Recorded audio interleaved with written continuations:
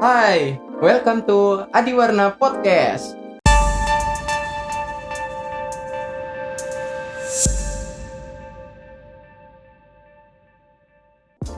Nah, di era 4.0 seperti sekarang, satu wilayah baik di tingkat provinsi, kabupaten, kecamatan, bahkan lingkup terkecil yaitu desa dituntut untuk mandiri dan mampu berdaya saing menghasilkan kreativitas yang inovatif, efisien, dan sederhana. Potensi inilah yang harus dikembangkan setiap desa agar desa itu menjadi lebih mandiri ke depannya. Nah, pada podcast kali ini kita akan membahas tentang kemandirian suatu desa agar desa tersebut bisa dikatakan mandiri. Nah, kebetulan pada kesempatan kali ini kita kedatangan bintang tamu, yaitu seorang narasumber sekaligus sebagai motivator dan fasilitator yang sebagai penggerak ekonomi desa. Nah, siapa dia? Dan ini dia. Sebelumnya mungkin boleh kenalan dulu, namanya siapa, alamat, mungkin boleh nomor HP, terserah lah. Oke, selamat. Ini siang apa pagi ya? Pagi, siang, sore, malam, siang, tergantung para pemirsa yang nonton. Siap. Oke, selamat pagi buat pemirsa podcastnya Di Adiwarna Podcast Adiwarna gitu aja. Podcast ya. Perkenalkan, nama saya Hikmatul Hanifah, biasa dipanggil Hani ya. Dan alamat saya asli orang Batang, desanya Warangasem. Tapi untuk penempatan, karena saya di sini dipanggil oleh Adiwarna TV, Adiwarna ya? Ya, Adiwarna TV. Di sini saya untuk kerjanya atau memotivasi desa yang tadi udah sangat dijelaskan oleh teman saya. Ya, bisa dikatakan teman boleh. Oke, teman ya. Ya, rekan juga bisa. Rekan, oke. Ini saya di Wonosobo, tepatnya lebih ke desa Kejajar, Serang, Wonosobo. Nah, disitulah kenapa saya ditempatkan di situ, karena posisi ekonomi di desa Serang itu secara zonanya itu zona merah, cara zona merah ekonomi, tapi bukan corona ya, Mas. Oke.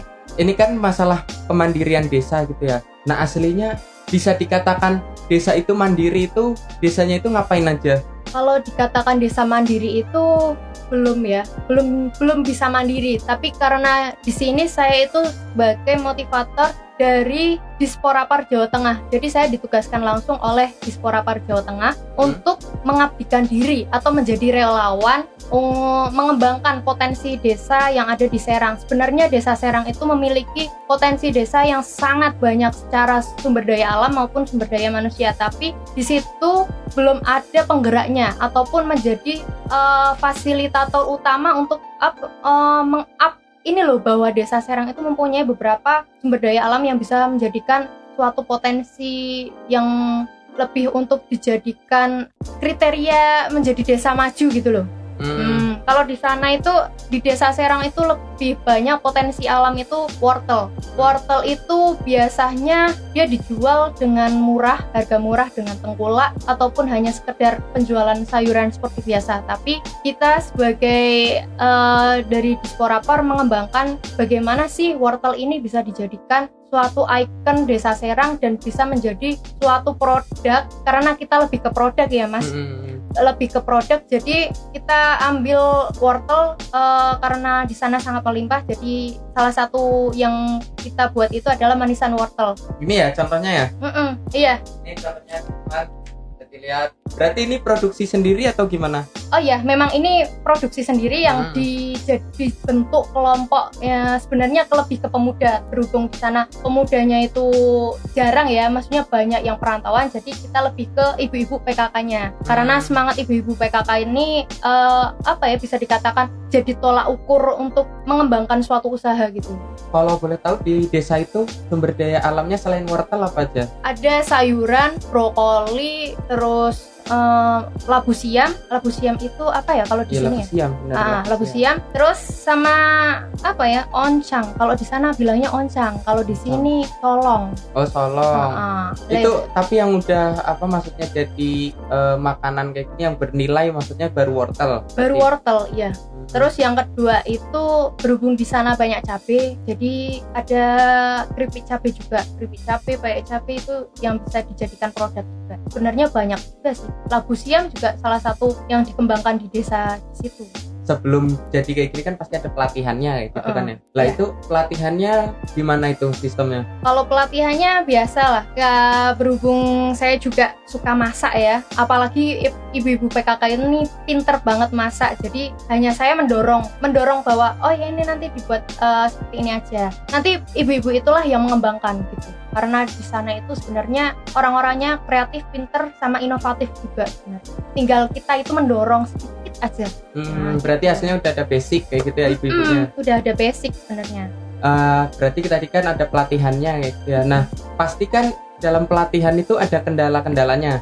Lah itu kendalanya apa aja kalau boleh tahu? Oh, kalau kendala dalam melatih itu satu ya, ibu-ibunya kalau dikasih job desk kurang gitu loh. Posisinya kesulitannya kita membentuk kelompok dulu ya Mas.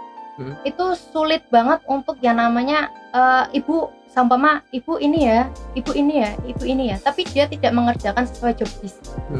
Jadi dia lebih ke gotong royong, bukan ke kolektifan. Kalau kolektif kan berarti pembagian job desk-nya jelas. Tapi kalau secara gotong royong itu dia kan kalau ini ya ini semua gitu sih. Itu agak sulitnya seperti itu, karena sebenarnya hal dalam suatu kerjasama itu dibentuk secara kolektifnya, bukan gotong royongnya gitu. Kalau misal dari segi pemasaran ada kendala atau enggak? Nah itu paling sebenarnya kalau kita menciptakan produk itu apapun bisa, tapi kendala dari kita memang secara pemasaran. Makanya kemarin saya berinisiatif untuk apa ya kalau bahasanya endorse endorse atau kita mencoba cari link yang sekiranya bisa mendapatkan promosi yang gampang ya, yang gampang dan cepat nge-up-nya. Itu salah satunya saya kerjasama sama Mbak Duta Wisata Jawa Tengah, karena juga ini kan ikut andilnya dari Dispora Par Jawa Tengah. Nah gitu, itu salah satunya. Yang kedua, kita lebih ke memberikan ke pusat oleh-oleh. Nah, seumpama Masnya punya pusat oleh-oleh ya, saya coba mencarikan linknya di situ. Terus kerjasama lah antar ke pusat oleh-oleh yang lainnya. Apalagi kalau di daerah Wonosobo itu adalah tempat wisatanya yang paling banyak, dan juga pusat oleh-olehnya juga banyak. Jadi insya Allah aman kalau di situ. Yang kedua, mainnya berhubung ini zaman milenial ya, 4.0 katanya. Lebih ke promosinya lewat media sosial seperti Instagram ataupun Facebook ataupun ya apapun itulah yang sekiranya bisa meng-up bahwa Wonosobo, Desa Serang itu mempunyai produk yang sekiranya untuk menambah ekonomi desa gitu. Gitu. Kalau omsetnya selama ini udah sampai berapa?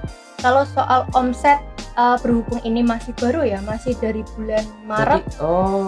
Ya, karena pembimbingnya dari bulan Maret sampai bulan sekarang, berarti ini udah mencapai 6 bulan. Tapi potong gara-gara corona Mas. Corona, jadi kan nggak boleh ada kegiatan kumpul-kumpul, itu kan nggak boleh. Nah, ya berarti gimana itu kalau misalnya ada corona kayak gitu? Kemarin selama ini gimana? Selama ini memang belum, pas waktu ada corona memang pembentukannya memang dibubarkan dulu. Intinya tidak berjalan dulu karena melihat posisinya nggak boleh, apalagi kan Wonosobo itu zona merah banget. Nah dulu, dan sekarang alhamdulillah udah zona hijau. Tapi untuk sekarang pun untuk berkumpul atau berkerumun lebih dari 10 orang itu ditiadakan dulu, dibatasi. Nah untuk omsetnya bisa dibilang belum mencapai jutaan ya, masih alhamdulillah masih ratusan. Yang penting bisa memutar balikan modal dulu. Yang penting itu utama. Yang kedua, kerjasamanya warga yang terpenting, karena ini kan sifatnya untuk desa ya, bukan untuk pribadi orang. Kan gini ya, kalau ya saya tahu Wonosobo itu kan terkenalnya sama sama wisatanya, Wonosobo, Dieng gitu kan. Lah ini kalau misalnya gimana sih caranya biar memasarkan manisan ini, contoh manisan ini biar terkenal di lokal sendiri kayak gitu, di desanya sendiri? Yang utama satu itu kerjasama antar perangkat desa dan warganya. Karena ketika kita mempunyai satu produk tapi tidak dijunjung oleh perangkat desa ataupun ya intinya lingkup desanya sendiri, warganya sendiri, dia tidak mempromosikannya, yaitu juga akan menjadi masalah dalam pemasaran. Yang utama itu kerjasama antara perangkat sama warga. Yang kedua, bisa penitipan ya, salah satunya itu penitipan di pusat oleh-oleh. karena berhubung posisinya Desa Serang ini dekat sama Telaga Menjer dan itu akses jalan Telaga Menjer, itu yang kalau bisa sih dibuatkan pusat oleh-oleh sendiri, bahwa Serang itu mempunyai satu produk hasil gitu ya. Iya. Kalau misalnya capaiannya sendiri selama ini, misal ada nggak orang yang udah sukses gara-gara gara-gara binaannya Disporapar itu? Oke, untuk dalam satu wilayah Wonosobo itu ada 7 desa yang dibina oleh Disporapar dan Mana aja alhamdulillah. itu? Oke, dari yang pertama Desa Rimpak. Desa Rimpak itu bawah lereng Tumbik apa Sindoro ya, lupa pokoknya di situ. Nah, terus yang kedua Desa Lengkong. Yang ketiga Desa Nderondur. Desa Nderondur itu terkenalnya dengan wisata religi. Nah, dari Desa Lengkong sama Desa Nderondur inilah dia yang sudah sukses dalam pembinaan dari Disporapar. Salah satunya Desa Nderondur ini. Desa Nderondur sekarang udah jadi desa wisata religi maupun non religi, karena di sana baru kemarin diresmikan sendiri oleh Disporapar. Dan di sana juga mempunyai produknya juga binaan juga, ada jahe instan sama manggleng, coklat manggleng. Apa itu jahe instan? Jahe instan minuman berarti? Iya, jadi jahe itu dibuat gimana caranya penyaduannya biar nggak ribet gitu loh. Tinggal seduh aja. Itu nanti bisa diorder. Sama satunya apa tadi? Coko manggleng. Coko manggleng. Apa itu? Coko manggleng itu kalau di sini namanya puong ya. Puong. Singkong. Singkong iya. Kalau singkong terus dirajang, digoreng sama nanti dilapisi sama coklat. Singkong coklat. Iya, ya namanya aja era milenial kan. Namanya juga harus milenial. Iya, namanya aneh soalnya. Jadi tanya. Iya. Terus Desa Tambi. Kalau Desa Tambi ini terkenal dengan batiknya Tambi. Terus ada Desa Serang, salah satunya Desa Serang kan ini ya produknya. Terus ada Desa Winong. Kalau Winong dia lebih ke produknya itu dia gula Jawa tapi dia pembuatannya dari jahe juga. Gula Jawa dari jahe, berarti dicampur kayak gitu. Iya, dan kalau kalau mau menyeduh jahe tanpa gula ya itu udah satu kemasan gitu. Udah satu kemasan. Nah, menurut pandangannya Mbak Hani sendiri nih, desa mandiri itu yang seperti apa sih? Bisa dikatakan desa mandiri? Kalau bisa dikatakan desa mandiri itu yang pertama warganya ya inovatif, kreatif, dan sangat energik.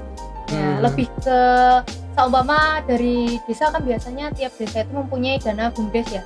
BUMDes ini bisa dikatakan dapat BUMDes itu 100 juta, tapi bagaimana caranya bisa melebihi 100 juta itu agar bisa memutarkan cara ekonomi gitu. Mengembalikan modalnya gitu paling enggak ya. Salah satunya itu. Yang penting sih kreatif dan inovatif, mau berdiri sendiri, berdikari biasanya. Oke.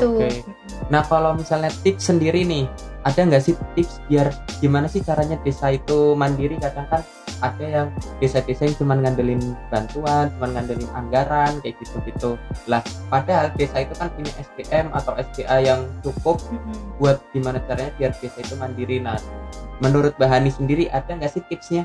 Tipsnya salah satunya yang pertama harus benar-benar kita cek SDM-nya harus ada, SDA-nya harus ada juga, dan yang ketiga harus ada pemuda.